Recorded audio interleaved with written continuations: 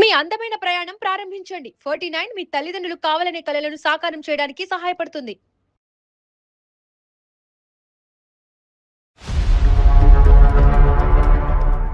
అబ్బాయి వచ్చి హైదరాబాద్ లో ఉంటాడండి. సాఫ్ట్వేర్ కంపెనీలో జాబ్.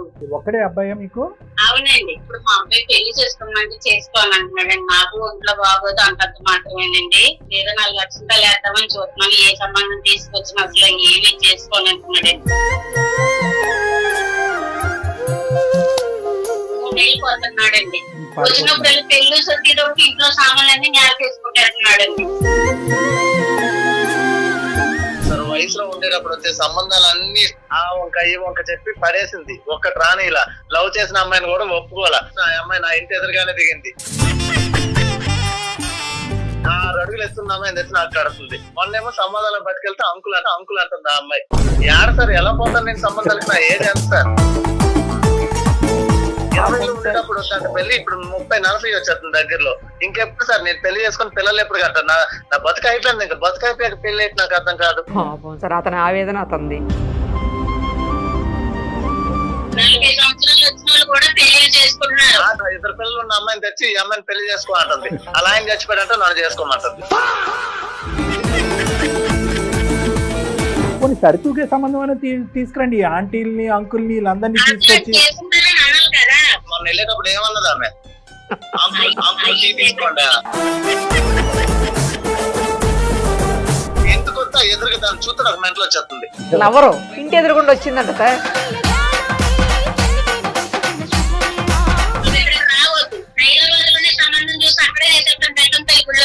ఇక్కడ కూడా రెడీగా ఉన్నారు కావాలి సార్. అయితే ఉంటారు. నా కొడుకు ఏదో ఒక పెళ్లి చేసి పెట్టి ఆడకంటూ ఒక తోడంటూ ఉంటే చాలు సార్. రేపొద్దు నేను చనిపోయినా నా కొడుకు భార్య పిల్లలు ఉన్నారు అని అనుకుంటాను. ఇప్పుడు రేపొద్దు నాకు ఏమైనా ఉన్నా అడిగంటూ ఎవరు చూడలేదు.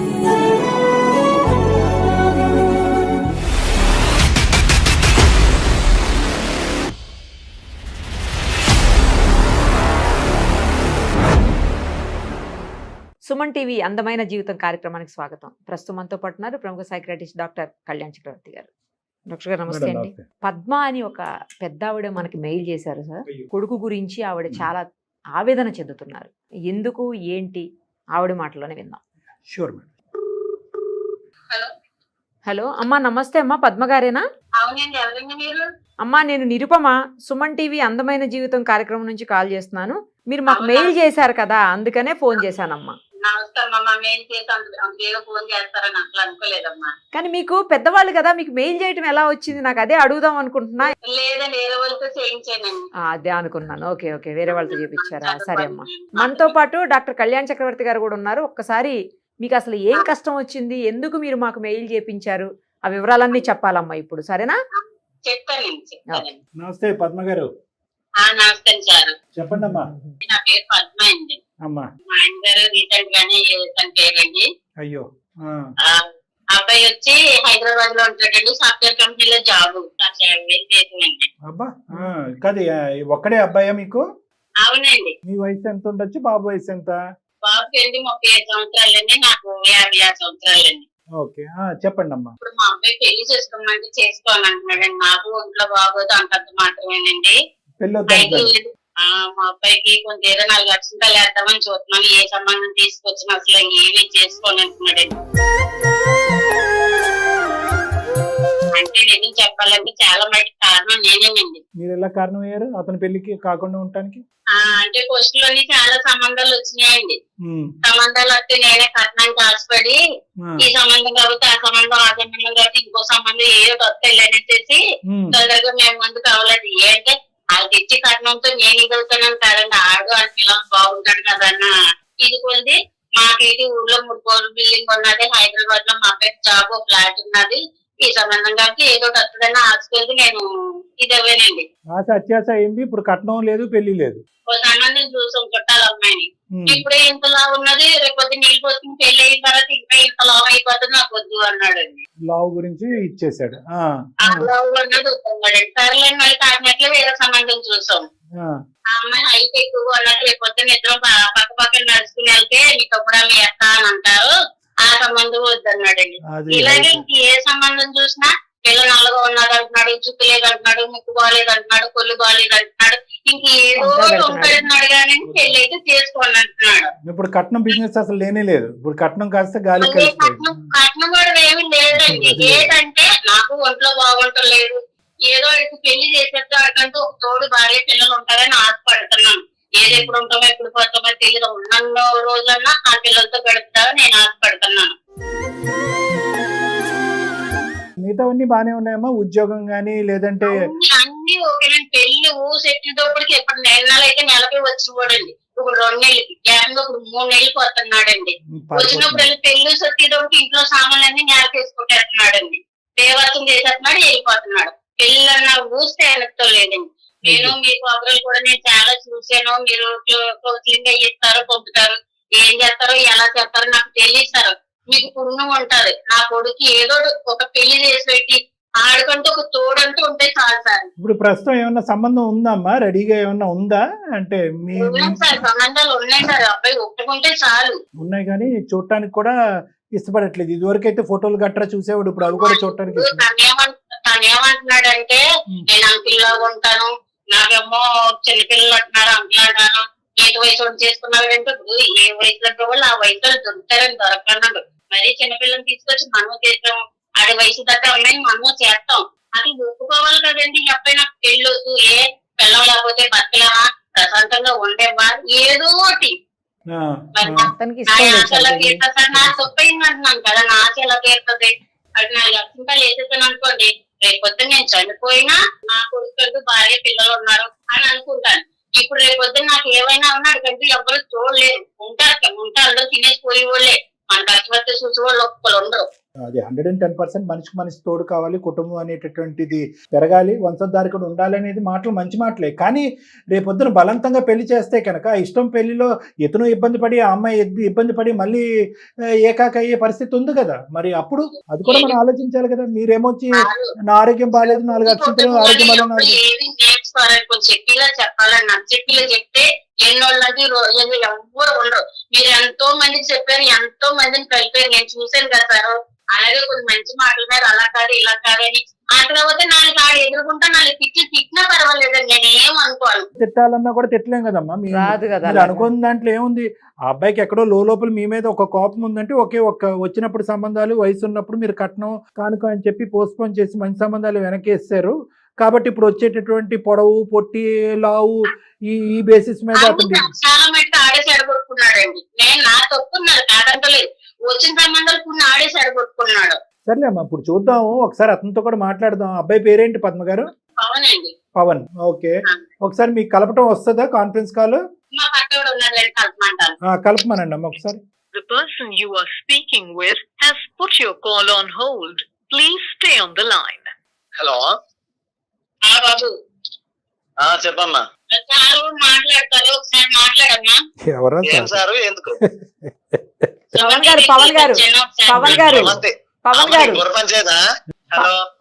పవన్ గారు ఒక్క నిమిషం.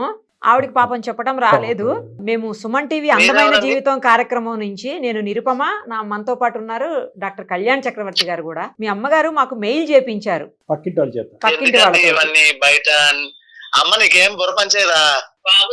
నా మాట ఎలా వింటలేదు, వాళ్ళ మాటలు నేను బాగుపడతావు. పెళ్లి కాని పవన్ అనుకోపోయింది. అది కాదు బాబు, నా మాట సార్ మాట్లాడతారు, మాట్లాడు. ఉండమ్మా, అబ్బాయి మనసులో ఏదో చెప్తున్నాడు, 2 మాటలు చెప్పనియండి. చెప్పండి పవన్ గారు.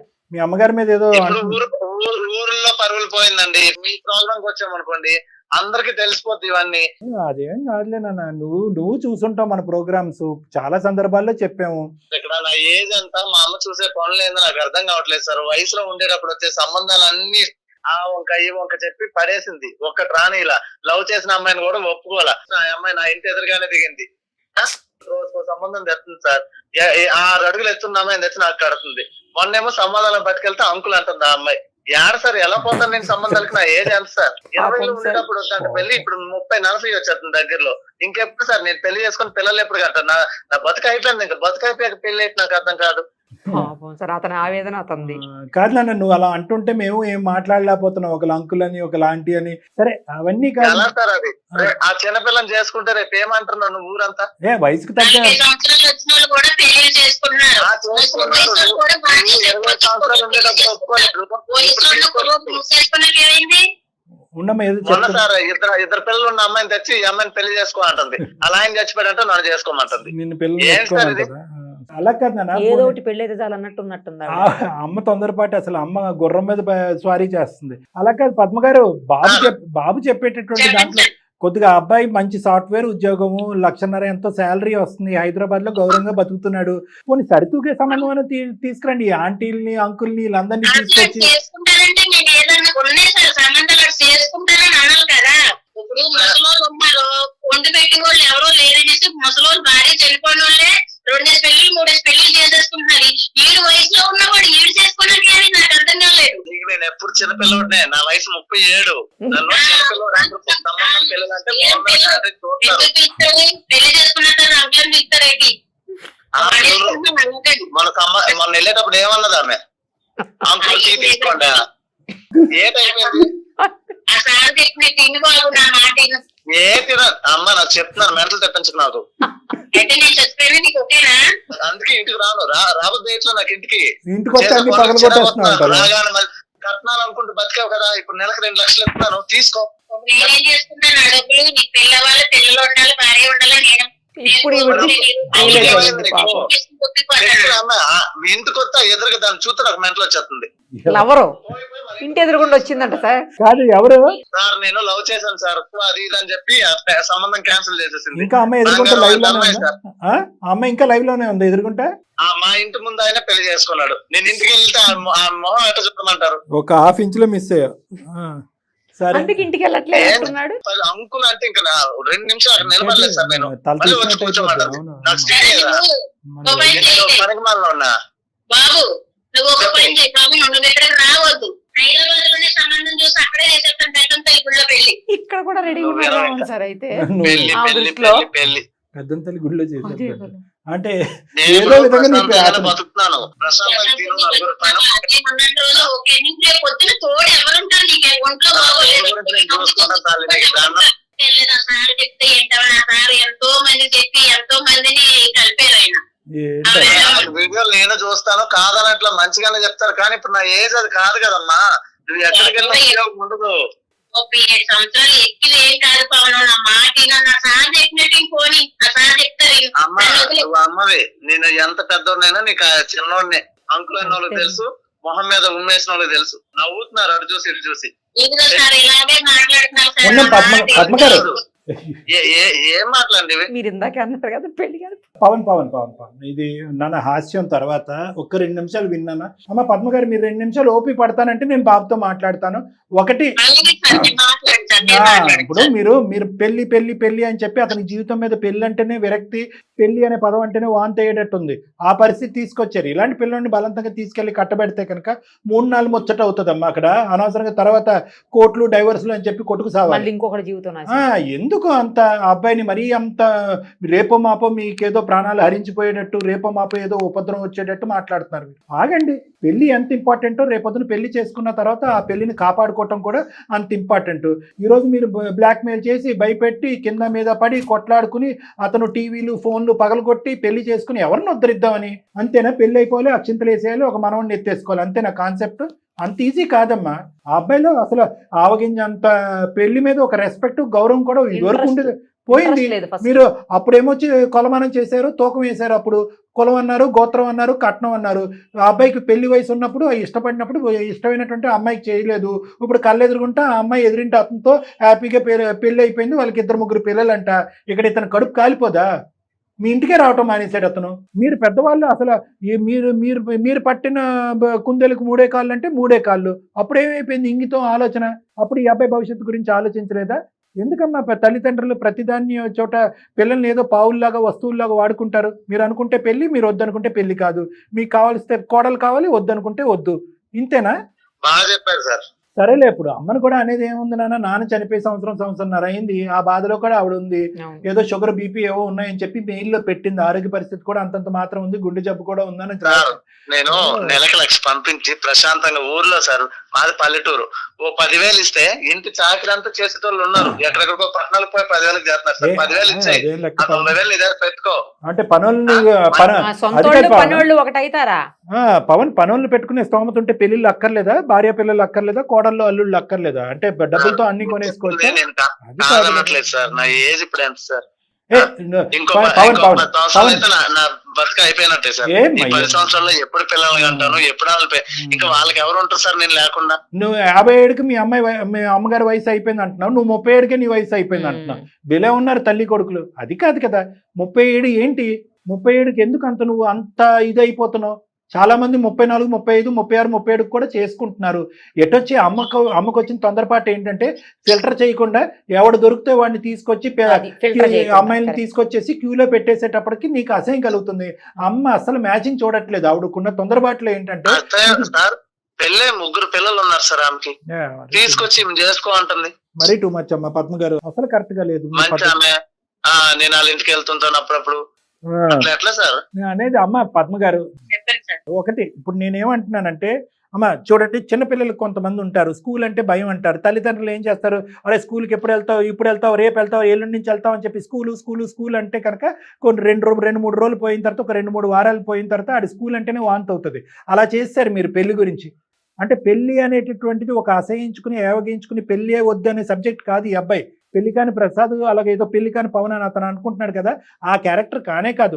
తనకు నచ్చినటువంటి అమ్మాయి తను చేసుకుని తన జీవితంతో ఒక అమ్మాయితో కలగందాం అనుకున్నాడు. ఆ కళ ఎవరో అంటున్నారు. ఇప్పుడు నేను అనేది ఏంటంటే అప్పుడు కోరికున్నటువంటి అబ్బాయి ఇప్పుడు కోరిక ఎలా చచ్చిపోదు ఆ కోరిక. ఎటొచ్చి ఏంటంటే అది కట్ చేసింది మీరే, ఇప్పుడు 3 పిల్లలు ఉన్న తల్లిని తీసుకొచ్చింది మీరే. అంటే పెళ్లి ఎప్పుడు చేసుకోవాలి అనేది మీరే డిసైడ్ చేస్తారు, ఎవరిని చేసుకోవాలనేది డిసైడ్ చేస్తారు. పెళ్లికి ముందే పిల్లలు ఉండాలా లేదా అనేది కూడా మీరు డిసైడ్ చేస్తారా? నేనేమంటున్నానంటే పద్మ గారు, మీ వయసుకి నేను గౌరవిస్తున్నాను, మీ బాధను నేను అర్థం చేసుకోగలను. భర్త పోయిన తర్వాత వంశధారకుడు కొడుకు కంటే కనుక అది చూసుకుని మురిసిపోవచ్చు, నా ఆఖరి రోజులు హ్యాపీగా ముందుకెళ్ళిపోవచ్చు అనే ఆలోచనలో మీరున్నారు. కానీ దానివల్ల ఆ భయం వల్ల ఏమవుతుందంటే తొందరపాటుతనం పెరిగిపోయింది, అనాలోచితం పెరిగిపోయింది, భయం ఎక్కువైపోయింది. సో ఏమంటున్నారు, ఎవరో ఒకరు వస్తారు, ఇరుగు పొరుగు మీ చుట్టాలు అందరూ ఉంటారు కదా, పవన్కి ఎప్పుడు పెళ్లి చేస్తావు అని అంటూ ఉంటారు కదా, అది ఏమొచ్చి మీకు కత్తుల్లో గుచ్చుకునేటప్పటికి ఎవరో ఒకరు ఏదో సంబంధం తీసుకొచ్చేటప్పటికి వద్దు, ఇది కుదురుతుంది, ఇది కుదరదు, పవన్కి ఇది నచ్చదు అనే బేసిక్ అసెస్మెంట్ మీరు చేయట్లే. డైరెక్ట్గా వాళ్ళు ఫోటో ఇవ్వటం, ఇక్కడ పంపించడం, పెళ్లి చూపులు ఎప్పుడు. పెళ్లి చేయటం ఇంపార్టెంట్ కాదు, ఎటువంటి అమ్మాయిని తీసుకొస్తే కనుక పవన్ అంగీకరిస్తాడనేది మినిమం ఆలోచన మీరు చేయండి. ఏది తీసుకొస్తే అది తీసుకొచ్చేయటం వల్ల పవన్ ఏమైంది, ఆఖరి మీ మీద ఒక కోపం వచ్చేసింది, ఇంటి మీద కోపం వచ్చేసింది, ఒక ఏవగింపు, ఒక అసహ్యం కలిగేసి ఆఖరికి తల్లి కొడుకుల బంధం పోయింది. ఇక్కడ పెళ్లి అనే కాన్సెప్ట్తో పెళ్లి చేసుకున్న అతను సుఖపడతాడు, 2 పిల్లలు అంటాడు అనేది దూరం విషయం. తల్లి కొడుకుల బంధం తెగిపోయింది ఇక్కడ. చాలా బాధ. ఇప్పుడు సుమన్ టీవీ కలపాల్సి వస్తుంది.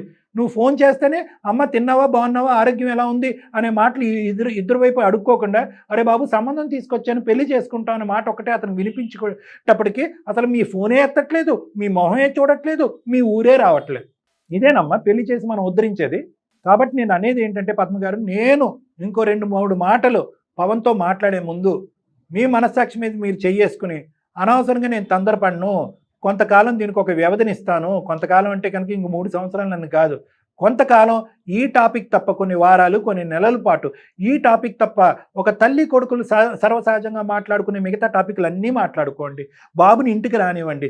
ఎవరైనా పవన్కి పెళ్ళి ఎప్పుడు అంటే కనుక నోరు మూసుకోండి అని చెప్పి మర్యాదపూర్వకంగా వాళ్ళకి చెప్పండి.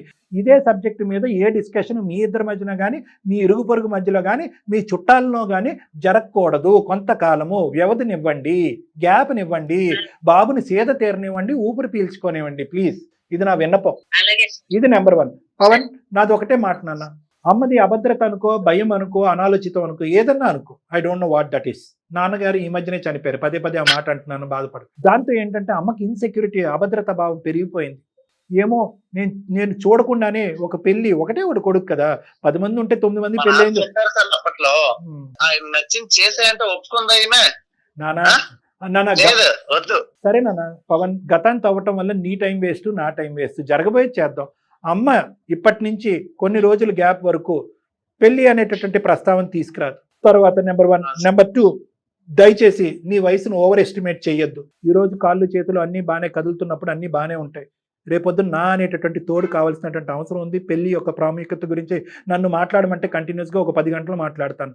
కానీ ఇప్పుడు అంత టైం లేదు కాబట్టి అది కూడా నేను మాట్లాడట్లేదు. నువ్వు పెళ్లి అనేటటువంటి సబ్జెక్ట్ పదే పదే అమ్మ నీ దగ్గర తీసుకురావటం వల్ల నీలో ఒక చిరాకు కోపం ఏర్పడిందని నాకు అర్థమైంది. అమ్మ స్టెప్ బ్యాక్ అవుతుంది. ఈ సబ్జెక్ట్ గురించి అమ్మ కానీ నీకు నచ్చినటువంటి నీ కుటుంబ సభ్యులు ఎవరు కానీ నీ స్నేహితులు కానీ ఎవరు కూడా మాట్లాడకుండా మనం ఒక ఏర్పాటు చేద్దాం. కానీ దయచేసి నీ వయసును ఓవర్ ఎస్టిమేట్ చేయొద్దు. దయచేసి ఇంకా పెళ్లి వద్దు, నాకు వయసు మీరిపోయింది అనే ముద్ర నీ మీద నువ్వు వేసుకోవద్దు.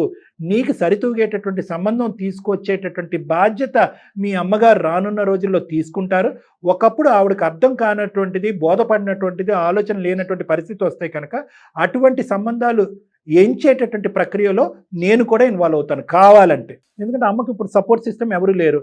ఎవరో ఏదో సంబంధం తీసుకొస్తే వెంటనే ఒకసారి నేను నీతో మాట్లాడి నీ ఇష్టాలు ఏంటి అనేది తెలుసుకున్న తర్వాత అమ్మకి అటువంటి పెళ్లి సంబంధాలు చూసేటటువంటి హెల్ప్ ఏదైనా కావాలంటే అది నేను కానీ నిరుపమ మేడం కానీ మీ అందరూ కూడా మీ అమ్మగారికి నేను హెల్ప్ చేసి సరితూగేటటువంటి సంబంధం ఒక 10 సంబంధాలు వచ్చినాయి అనుకో, నీకు నీ ఇష్టాలు బట్టి సరితూగేటటువంటి సంబంధమే నీ ముందు ప్రవేశపెట్టడానికి ప్రయత్నం చేస్తాం. కానీ దానికంటే ముందు నీ సైడ్ నుంచి మాకు కావాల్సింది ఏంటంటే అమ్మని అసహించుకోవద్దు, అమ్మని తిట్టుకోవద్దు, అమ్మ మీద అగౌరవంగా మాట్లాడే పరిస్థితులు వద్దు. నాకు ఇష్టమే సార్. ఈ పెళ్లి విషయంలో తప్ప నాకు ఎవరున్నారు సార్ చెప్పండి మీరు. అంతే కదా. సరే, ఇప్పుడు నేనేమంటున్నానంటే ఫస్ట్ ఆఫ్ ఆల్ ఒక తల్లి కొడుకులాగా మీరిద్దరు ఉండండి. ఈ పెళ్లి అనే సబ్జెక్ట్ వల్ల మీ ఇద్దరి మధ్యన దూరాభారం పెంచుకోకండి. అమ్మ దగ్గర కలిసి వస్తూ ఉండు, ఊరెళ్ళు, అమ్మతో పాటు కూర్చో, అమ్మ చేసినటువంటి కమ్మటి భోజనం తినిరా, అక్కడ నిద్రించు. అది కూడా ఆ అమ్మకు కూడా ఆ గ్యారంటీ, నా కొడుకు నాకు దూరం అవ్వట్లేదనే గ్యారంటీ. ఆ పిచ్చి తల్లి ఏం చేస్తుందంటే పెళ్లి చేసేస్తే కనుక నీకు ఒక తోడు వస్తే కనుక ఆవిడ హ్యాపీగా ఉండొచ్చు అనేటటువంటి బాధ భయంతో ఆవిడకి నీతో ఉండే బంధం ఏమైపోతుందని కూడా ఆలోచించట్లేదు ఆవిడ. నాకు ఆ విషయం అర్థం అవుతుంది. కానీ ఎప్పుడైతే నేను ఈ పెళ్ళిళ్ళకి వెళ్తున్నానో ఆంకులు ఈ పెళ్లి కాని ఇవన్నీ మాట్లాడినాక నాకు వెళ్ళి మాట్లాడేది అవసరమా? అంత దూరం వెళ్ళి నచ్చలేదంటే అది ఎలా నేను తీసుకోవాలి? అవన్నీ అర్థమైంది. నేను మాట్లాడింది కూడా అర్థమైంది కదా. పెళ్లి అనేది అప్పుడే డిలీట్ చేయవలసిన అవసరం లేదు. నీకు వయసు మితిమీరిపోలేదు. అమ్మ నీకు సరితూగేటటువంటి సంబంధాలు అమ్మ తీసుకొస్తుంది. ఒకప్పుడు అమ్మకి ఆ కెపాసిటీ లేకపోతే అమ్మకి నేను నిరుపమ మేడం హెల్ప్ చేసేటటువంటి ప్రక్రియలోకి కూడా దిగుతాము. Please, okay? సరే సార్, సరే. ఇంతవరకు నాకు నిరుపమ మేడంకి ఇద్దరికి నువ్వు చక్కగా కోఆపరేట్ చేసినందుకు థ్యాంక్ యూ నాన్న. ఈ మాత్రం మాట్లాడతామని కూడా మేము అనుకోలేదు. ఏమన్నా అసందర్భంగా మేము ఏమన్నా నవ్వి ఇంకో విధంగా హాస్యాస్పదంగా ఉంటే క్షమించు. సరేనన్నా, సరే. మనం మళ్ళీ ఒకసారి కలుద్దాం హైదరాబాద్ లో. ఈ లోపల అమ్మతో ఒక 2 మాటలు మాట్లాడాలి. నువ్వు ఫోన్ పెట్టేసాను. Okay, bye Pavan. God bless you, all the best. Bye. మీరు కట్ చేసేయండి. నువ్వు పెట్టేనన్నా, అమ్మతో మాట్లాడు. పద్మ గారు 2 నిమిషాలు వినండి అమ్మా. ఆ అబ్బాయి మాట్లాడేటటువంటి ప్రతి మాటలో ఒక అర్థం ఉంది. అసందర్భంగా అనవసరంగా పనికిరాని మాట ఒక్కటి కూడా మాట్లాడలేదు. ఆ అబ్బాయి చక్క చదువు తగ్గట్టుగా ప్రవర్తించాడు, ఉద్యోగం తగ్గట్టుగా ప్రవర్తించాడు, మీరు పెంచినటువంటి విధంగా మాట్లాడాడు. అన్నీ కూడా బ్యాలెన్స్డ్గా ఉన్నాయి. అలాంటి అబ్బాయికి ఏదో దొరికితే ఒక అమ్మాయిని చేసేద్దామనే ఆలోచన ప్రధానంగా తల్లిగా మీకు ఉండకూడదు. చక్కటి పిల్ల, ఓకే, ఆలోచన ఉన్నటువంటి పిల్ల, వయసుకు తగ్గట్టు పిల్ల. మీరు ఏది పడితే తెచ్చేటమే మేడం. పిల్లల్ని, మనవుల్ని, మనవరాణులు ఉన్న వాళ్ళందరినీ తీసుకొచ్చి క్యూ కట్టేస్తే ఆడికి అసలు పెళ్లి మీద ఇష్టమే పోయింది, చచ్చిపోయింది ఇష్టం. ఫస్ట్ పెళ్లి మీద ఇష్టం పెంచే విధంగా మనం మాట్లాడాలి, ఆలోచించాలి. కాబట్టి నేను ఇందాక చెప్పాను కదా, కొద్దిగా మీ యొక్క ప్రయత్నాన్ని విరమించుకోండి, తాత్కాలికంగా సస్పెండ్ చేయండి. దయచేసి ఆలోచించి నెక్స్ట్ స్టెప్ వేయవలసిన అవసరం ఉంది. ఈ లోపల తల్లి కొడుకు ఇద్దరు కూడా హ్యాపీగా మాట్లాడుకోండి, ఓకేనా? అంటే ఇందాక గర్జించి ఇంకో విధంగా మాట్లాడుంటే కనుక క్షమించండి. ఎందుకంటే మీరు ఇచ్చిన స్వేచ్ఛకు బట్టే అది ఉపయోగించేసుకుని ఒక 2 మాటలు ఎక్స్ట్రా మీతో మాట్లాడాము కాబట్టి. రైట్, ఓకే అమ్మా. నమస్తే అమ్మా, థ్యాంక్ యూ పద్మ గారు. ఉంటానమ్మా. చాలా మంచి కౌన్సిలింగ్ సార్ ఇది. అదే, అవును మేడం, బాగా అనిపించింది. ఉపయోగపడాలి, ఇద్దరికి ఉపయోగపడాలి, తల్లికి ఉపయోగపడాలి, కొడుక్కి ఉపయోగపడాలి. ఇద్దరికి కూడా చాలా మంచిగా చెప్పారు. ఎవరికి చెప్పాల్సిన రీతిలో, ఎవరికి చెప్పాల్సిన పద్ధతిలో వాళ్ళకి చెప్పారు. బాగుంది సార్. దాంతో వాళ్ళు మారి మంచిగా అవుతారు. ముందు ఫస్ట్ వాళ్ళిద్దరం మధ్య బంధం గట్టిపడితే తల్లి కొడుకుల బంధం, దట్ ఈస్ మోర్ ఇంపార్టెంట్. మిగతా అన్ని ఆటోమేటిక్ జరుగుతాయి. Thank you. నమస్తే.